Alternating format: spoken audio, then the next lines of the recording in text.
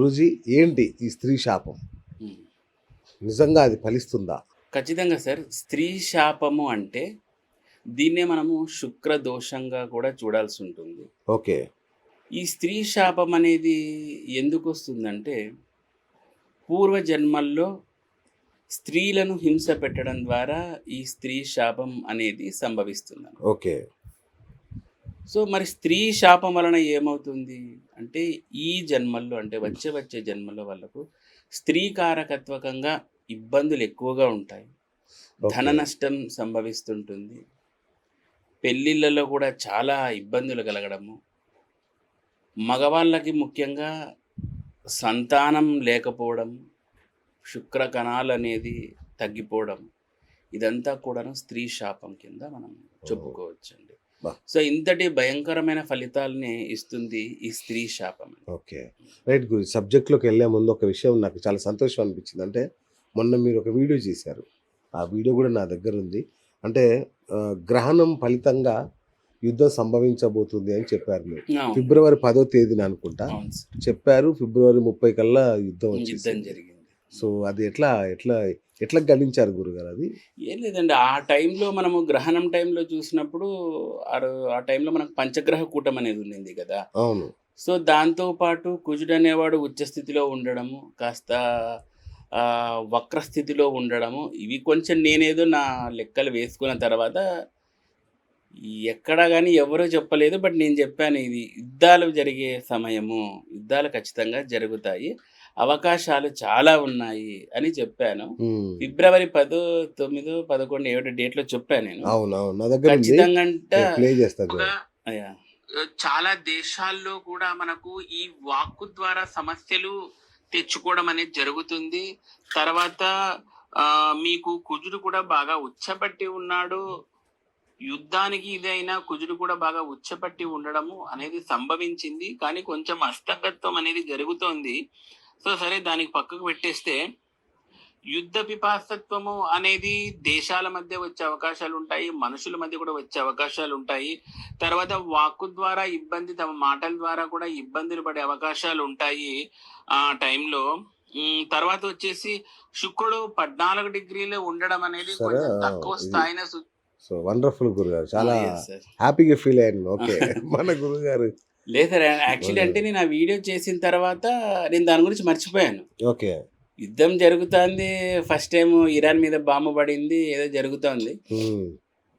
మా అసిస్టెంట్ నాకు తర్వాత చెప్పాడు అనమాట, గురుగారు అదే మీరు చెప్పినారు కదా యుద్ధాలు జరుగుతాయని, జరిగిందండి, యుద్ధం జరుగుతుంది అనండి. నేను ఎప్పుడు చెప్పిన అంటే రోజుకి చాలా వీడియోలు చేస్తుంటా కదా, నేను ఎప్పుడు చెప్పినారా యుద్ధం జరుగుతుంది అన్న అంటే, లేదు గురుగారు మీరు ఆ రోజు చెప్పినారు యుద్ధం జరుగుతుందని, అట్లే యుద్ధం జరుగుతుందని వేరే లైట్ తీసుకున్నాం.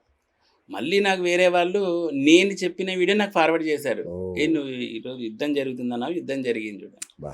సో అట్లా ఓకే అనుకున్నాను. సూపర్. అండ్ ఇంకోటి గురుగారు, ఈ మధ్య ఏంటి ఇన్స్టాగ్రామ్లో కింగ్ అయిపోయారు ఏంటి, మొత్తం మా యూట్యూబ్ వదిలేసి మరి ఇన్స్టాగ్రామ్ లో దడదలు ఆడిస్తున్నారు ఏంటి? ఇన్స్టా అనేది అంటే ఈ మధ్య బాగా యాక్సెస్ ఉంది, క్లయింట్స్ కి బాగా రీచ్ అవన్నీ జరుగుతున్నాయి కదా, అందుకని ఇంకా యూట్యూబ్ కంటే ఇన్స్టా మీద ఎక్కువ. ఇంకోటి మీరు ఎంచుకున్న టాపిక్ కూడా మామూలు రచ్చలేదు అంటే అమ్మవారిని వదిలేశారా? అయ్యో అట్లేం లేదండి, అమ్మవారు పూజలు అవన్నీ కామన్, రెగ్యులర్ గా పూజలు జరుగుతూనే ఉన్నాయి. ఏమంటే జనాలు దైవ శక్తికి మించి వీళ్ళు ఈ ప్రాపంచిక శక్తి విషయాల్లోనే ఎక్కువ ఆసక్తి చూపించడంతో మనము వాటి గురించి ఎక్కువ వీడియోలు అనేది చేయడం జరుగుతుంది సార్. ఓకే.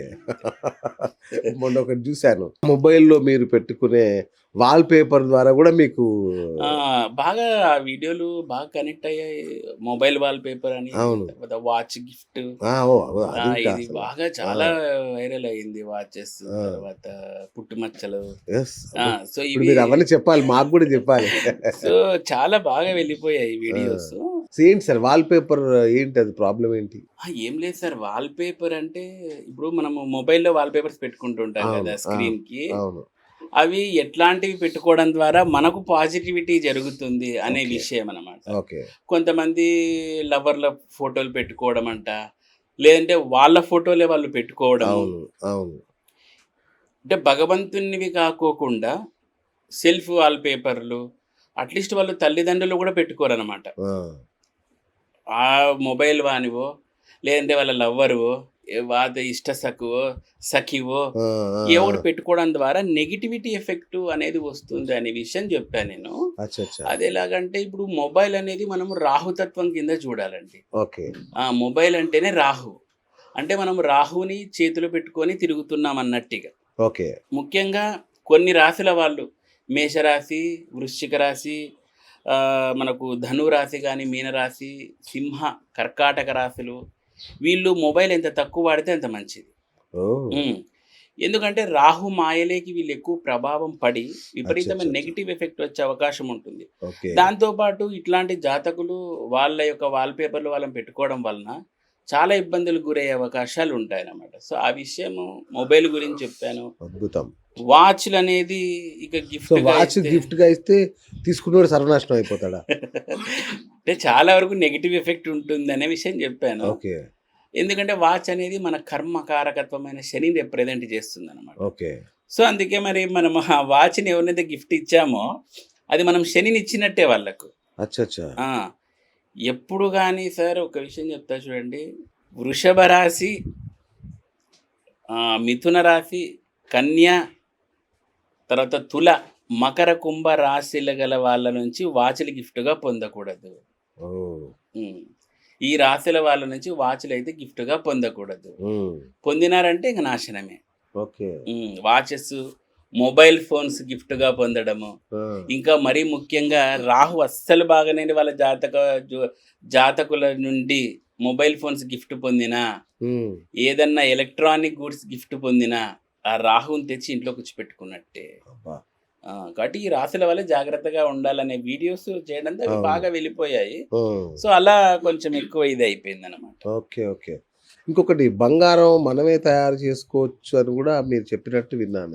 బంగారం గురించి బంగారం తంత్రం అనమాట. అంటే మనము సెల్ఫ్గా బంగారం ఎలా చేసుకోవచ్చు అని తంత్రశాస్త్రంలో ఉంటుంది సార్. అవునా?